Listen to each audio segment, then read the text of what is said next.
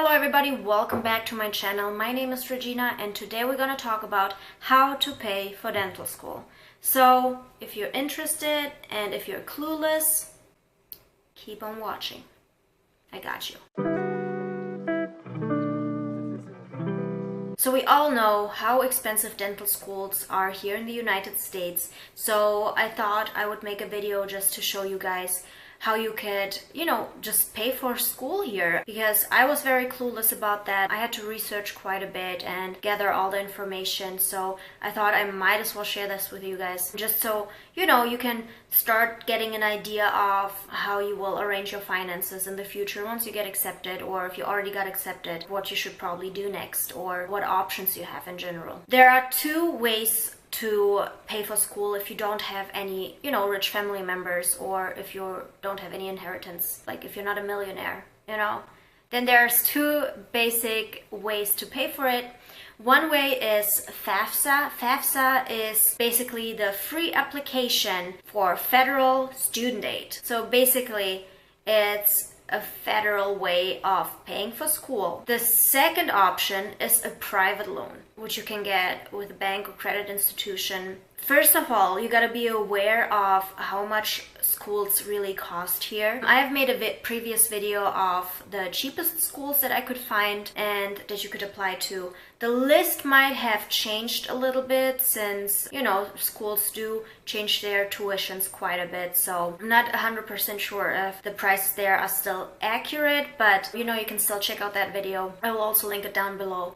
But there's also something that I inserted from Boston University, which basically shows you the tuition, but also additional costs, which we are usually not aware of, but you should think about them. That all goes into cost of attendance, and that includes tuition, fees, equipment, all the instruments that you have to buy at some point, living expenses, transportation, stuff like that. So the school every year calculates the COA for the students, and then they can apply to get a loan according to the cost of attendance that the school calculated for them. So it really does depend on the school that you are applying to, or it really depends on the region that the school is in. It's very state specific as well. Some schools are more expensive, especially, on the East and West Coast. They are a little bit more expensive, and living expenses in general, there are high as well. So you got to be aware of that when you are applying. You could look that up before you even try to apply. That's what I did for sure. I didn't apply to schools where I knew those are going to be super expensive. The Ivy League schools, which it would be interesting to study there for sure, but I don't want to have the bill after all. I would rather, pay less. Every university is going to give you a license. Doesn't matter, what school you graduate from. You really just need the license. So that was my mindset. Also kind of targeted the schools that would be a little bit cheaper for me. So let's start with FAFSA. So as I said, FAFSA is a federal way, or federal student aid. Basically, they go after the COA that the school calculated for you. So you usually just get that amount, which, is a regular amount for a regular student, but it usually covers all of your student costs. All your cost of attendance is usually covered by FAFSA, which is really good. But, you also have to know your limits, and you also have to be saving a little bit. You can't just have a lavish lifestyle all of a sudden just because you're getting money from the state. So you definitely got to be aware of your spending. There's two things that you should consider, and the first one is a federal direct unsubsidized loan, which basically means that the interest starts to accumulate immediately. Like once you get the money deposited into your account, interest starts accumulating. Then the second thing that you should know is Grad Plus loans, which you have a higher borrowing limit, so you can get more money, but the interest rates are also higher. Additionally, it's probably good for you guys to know that you will most likely receive both type of loans after you applied for FAFSA, just to be able to cover the full cost of attendance, because the unsubsidized loan usually has a limit of about $20,000. So depending on what your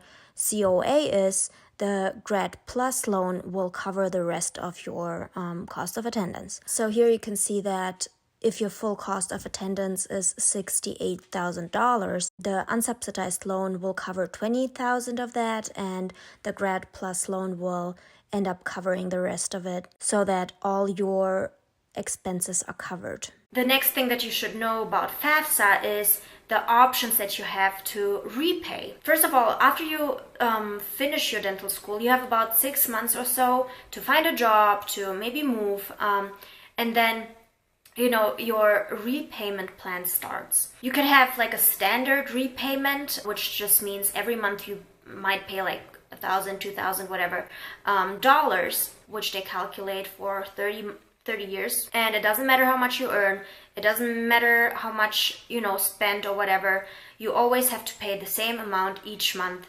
until you pay the loan off. The second option is an income-driven repayment plan, which just means if you make more, you pay more, or if you make less, you just pay less in repayments. So it really depends. You can choose, you have those two options, and you can choose after you finish dental school. There's a lot of good things about federal loans. The first thing is that the interest is fixed. The interest rate stays the same. And another good thing is that you can decide how you want to repay it. The downside of federal loans is that you do have to be a green card holder or a citizen to qualify for those loans.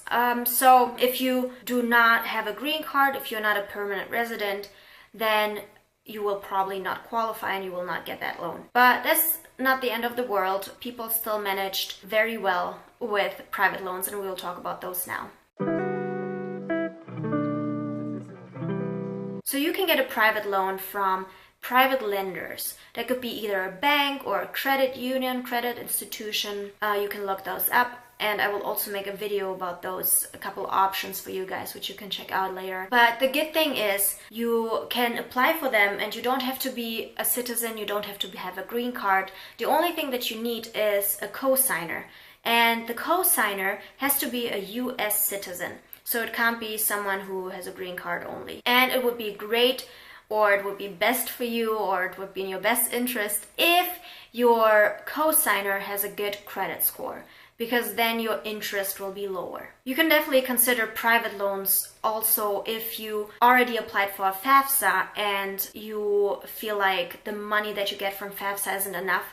So you can additionally apply for a private loan if you need some more money, daycare, whatever, if you have to care for multiple people. Then a second private loan is definitely an option. And the good thing is also that you can have a higher borrowing limit. You can get more money borrowed from private lenders, but you just got to consider that the interest rate is going to be higher with those lenders. So just so you know. And you have to do your research. There's definitely some comparison tools online which compare different private lenders, and read some reviews, check out different institutions or different banks. The repayment with private loans is also a little different. You don't have any options. There's usually a fixed repayment method, which you will discuss before you even take this loan. All in all, no matter if you take a private loan or if you get FAFSA, you do have to think about how you can start saving and how you plan your financial life in general. I'm not a financial expert whatsoever, so everything I'm saying, take that with a grain of salt. I'm no expert, but I have been going through it, and I have done my research, which you should do the same. I'm here to help you and just tell you what I found out. So my tip is, or what I heard multiple times, is that you should start saving as soon as possible. If you get more money than you actually need, and you can write down all your expenses, and if you figure out, hey, that's actually a little bit too much money that FAFSA gave me, you can write them a check and give money back as soon as possible. Because as I said, the interest starts accumulating as soon as you get the money. So if you give it back faster, there's no interest on that money. You don't have to pay any interest for that. So good, that was basically a small introduction of how we can pay for dental school. My next videos are going to be about FAFSA and private loans. I will have 2 separate videos about that and give you a little bit more information. So if you want to see that, subscribe and make sure you watch out for that. New video is definitely going to come soon. So yeah, If you have questions, as always, please leave them down below. I will answer as soon as possible, and I hope to see you guys very soon. Thank you so much, and see you. Bye.